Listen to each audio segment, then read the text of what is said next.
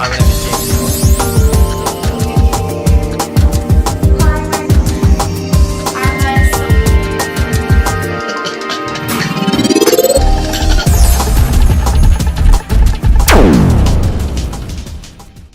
Hey, this is Jill with Maxwellsounds, and our Sounds of the Week interviewee is Amber Burns. Hi, Amber. Thank you. I'm very happy that you're with us today. I'm really happy to be here. And we had the joy of hearing some of Amber's poetry right before we got to filming this, and it was pretty awesome. So I look forward to everyone being able to see that posted on our site.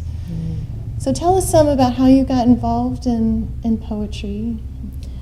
The story of how I started writing poetry separate from performing. I started writing poetry before I could even write anything down, before I could spell.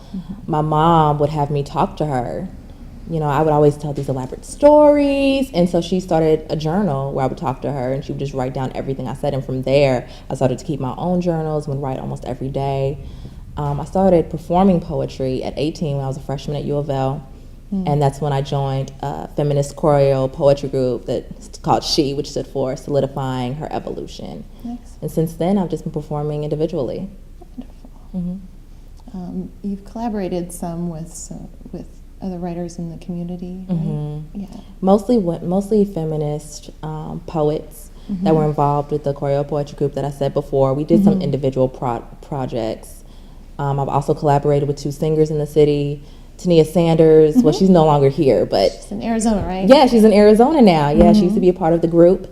Rosie Washington, who now lives in New Orleans as a community organizer. So yeah, I've done a lot of different and unique collaborations. Wonderful.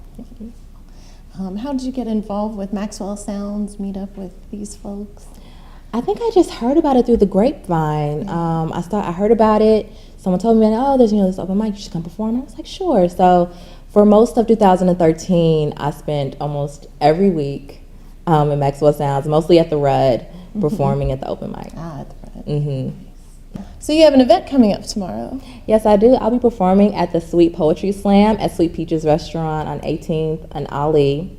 It starts at 7, so I encourage everyone to come out, share poetry with one another, and just enjoy the atmosphere. How can we find your sounds on Facebook, on Twitter? Where can we find you online? You can find me on Instagram at Poetic Burns. You can find me on Twitter at Poetic_Burns90, and I will have a fan Facebook coming soon. Okay, excellent. I know that you're into poetry and you do some visual arts. I got to see some of your paintings, which is special. Thanks. Yeah. I mean, besides being an artist, I am an activist, really interested into social justice.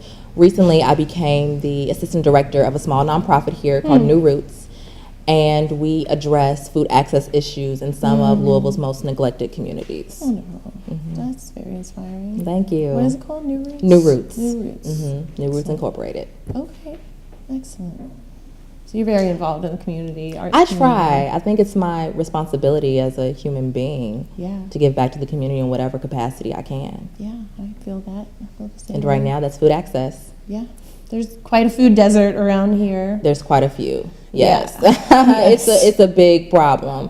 And we think that one of the solutions to that problem is the Fresh Stop Project, which is, we have 5 Fresh Stops here in Louisville where we pull our EBT money and we go directly to the farmer and bring the food back into the community at wholesale prices.